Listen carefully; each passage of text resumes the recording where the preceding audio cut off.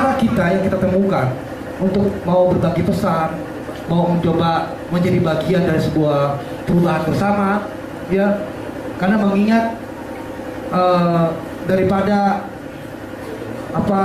instrumen negara ini yang juga sangat miskin dalam upaya memelihara, ya, memanage daripada suatu kejayaan atau sejarah bangsa sendiri, ya. Sehingga kita menggunakan musik juga sebagai alat untuk mendokumentasikan satu peristiwa, agar dengan itu kita bisa belajar, dengan itu kita bisa terus tidak melupakan, gitu. Ya, juga di situ di musik kita bisa mengkabarkan, menyampaikan, gitu. Dan mengingat tentang kebanyakan masyarakat kita yang juga kurang memiliki kegemaran untuk mencari tahu dan ada pada satu permasalahan, tapi juga lebih gemar hanya untuk menerima informasi, mendengar dan melihat semata.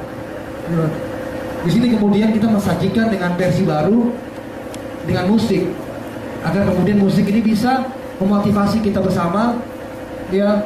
Musik ini bisa mengingatkan kita, ya, karena memang masyarakat kita kebanyakan tadi kurang gemar membaca, gitu. Sehingga mungkin lebih senang kemudian terhibur dengan hiburan, ya, dengan musik, bisa dengar mungkin sambil nongkrong di toilet, ya, atau di mana, gitu. Jadi ini yang kemudian kita mencoba untuk mengisi ruang-ruang itu, ya, agar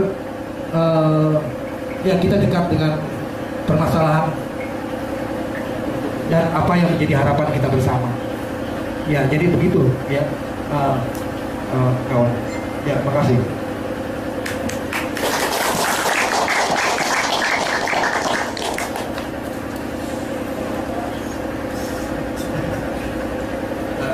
Ya, terima kasih kepada Bang Bobi sama Bang Mike, bahwa album baru ini merupakan mempunyai misi agar ada transformasi sosial ke arah yang lebih baik.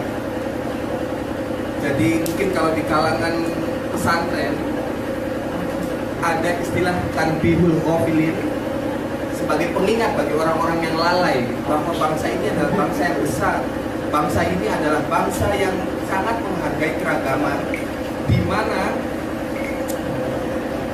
kita sebagai bangsa muslim yang terbesar di dunia ini tidak mengalami peperangan dalam proses penyebaran agama.